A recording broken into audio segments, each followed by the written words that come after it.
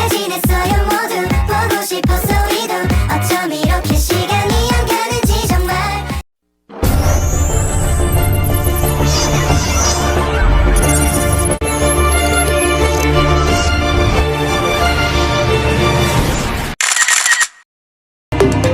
Emosi karena sering dirundung oleh teman dan guru di sekolah, seorang siswa SMP di Temanggung, Jawa Tengah nekat membakar sekolahnya sendiri. Kapolres Temanggung AKBP Agus Puryadi mengungkapkan RSE 14 tahun sebagai pelaku pembakaran. Siswa kelas 8 ini mengaku membakar sekolah lantaran sakit hati, sering dirundung oleh teman dan guru di sekolah. Siswa SMP bakar sekolah. Orang tua harus benar-benar disosialisasikan tentang perilaku bullying itu sendiri loh. Orang tua harus menyadari punya andil apa dalam mengasuh anak. Karena anak adalah peniru yang ulung, khususnya remaja. Dia akan melihat apa yang diajarkan orang tuanya. Nah, dari pihak sekolah juga, anak lebih menghabiskan waktu di sekolah. Pihak sekolah atau para pendidik juga harus lebih aware ketika ada anak yang cukup berani atau asertif mengatakan, saya mendapat perilaku yang tidak nyaman. Tolong jangan dianggap sepele, dikhawatirkan anak akan frustasi dan melapor ke gurunya dianggap berlebihan. Seperti dianggap baper, caper, lebay. Padahal psikologis anak berbeda-beda ya. Jadi jangan menganggap hal itu hal yang biasa. Untuk perilaku anak itu sendiri dengan membakar sekolahnya juga tidak dibenarkan sih. Tertulis dalam pasal 187 ayat 1 huruf E KUHP, hukuman ini setengah dari hukuman untuk orang dewasa, soalnya dia masih anak-anak. Maka anak ini terancam hukuman penjara maksimal 6 tahun. Kenapa dijatuhi hukuman? Soalnya dia sengaja membakar sekolahnya sendiri dan membahayakan halayak umum. Nah, kalau kamu kena bully juga, jangan sampai bakar sekolah ya. Kamu bisa cerita ke orang tua, bisa lapor ke lembaga perlindungan anak, atau bisa pindah sekolah.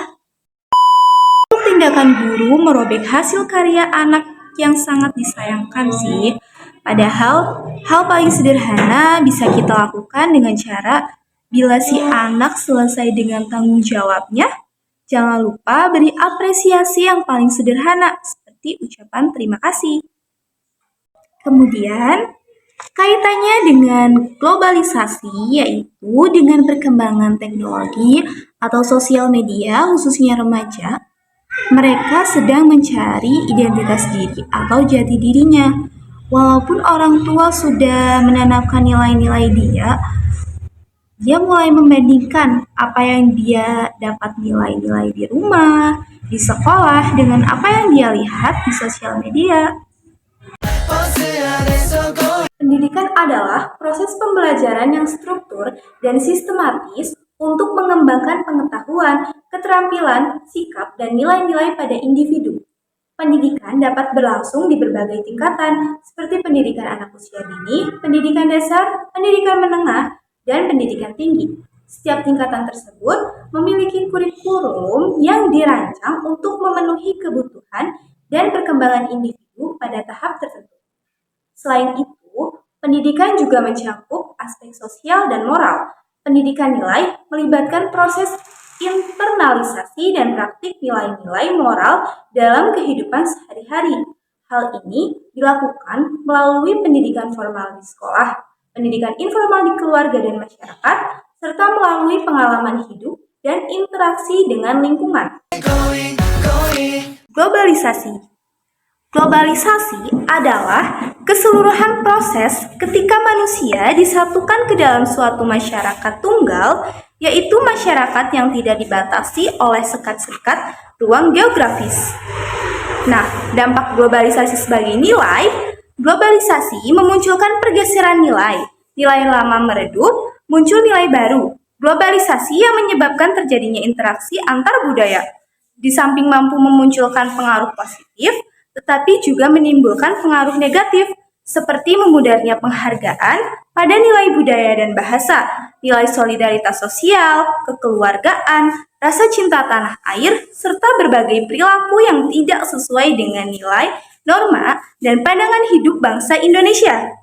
Dampak globalisasi dalam pendidikan. Pergeseran substansi pendidikan ke pengajaran. Makna pendidikan yang syarat dengan nilai-nilai moral bergeser pada pengajaran sebagai transfer pengetahuan. Melemahnya peran-peran penting pelaku pendidikan seperti guru, orang tua, dan tokoh masyarakat. Dan tripusat pendidikan, sekolah, keluarga, dan masyarakat. Ada beberapa faktor yang dapat menjadi pendorong nilai krisis pendidikan moral dalam dunia pendidikan. Beberapa faktor tersebut antara lain, yang pertama, perubahan nilai-nilai sosial.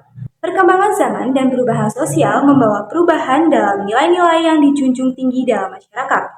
Jika nilai-nilai yang mendasari pendidikan moral tidak diakui atau diabaikan dalam masyarakat, maka akan sulit bagi pendidikan moral untuk berkembang.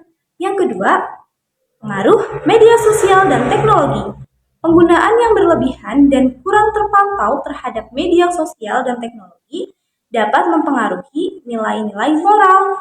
Konten yang tidak etis atau tidak sesuai dengan nilai-nilai moral dapat merusak pemikiran dan perilaku individu. Yang ketiga, kurangnya perhatian terhadap pendidikan moral. Beberapa sistem pendidikan mungkin lebih fokus pada aspek akademik dan prestasi semata, meninggalkan pendidikan moral sebagai prioritas yang rendah. Hal ini dapat mengurangi perhatian dan sumber daya yang dialokasikan untuk mengembangkan nilai-nilai moral di kalangan siswa. Yang keempat, perubahan struktur keluarga. Perubahan dalam pola keluarga seperti meningkatnya jumlah keluarga tunggal atau ketidakstabilan keluarga dapat berdampak pada pendidikan moral. Kurangnya kehadiran orang tua atau kurangnya perhatian mereka terhadap pendidikan moral dapat mempengaruhi perkembangan nilai-nilai moral pada anak. Yang kelima, persepsi yang keliru tentang pendidikan moral. Beberapa orang mungkin meremehkan pentingnya pendidikan moral atau menganggapnya sebagai tanggung jawab penuh dari institusi pendidikan. Kurangnya pemahaman tentang peran dan pentingnya pendidikan moral dapat menjadi hambatan dalam membangun pendidikan moral yang kuat. Yang keenam, ketidakpuasan sistem pendidikan. Faktor-faktor yang berhubungan dengan kurikulum, metode pengajaran, kurangnya kualitas guru dapat membawa dampak negatif pada pendidikan moral secara keseluruhan. Ketidakpuasan dalam sistem pendidikan bisa mempengaruhi efektivitas pendidikan moral yang disampaikan. Mengatasi krisis nilai pendidikan moral membutuhkan peran dari berbagai pihak, termasuk guru, orang tua, institusi pendidikan, dan masyarakat secara keseluruhan. Kolaborasi yang kuat dan komitmen untuk memperbaiki dan meningkatkan pendidikan moral sangat penting dalam mengatasi masalah ini.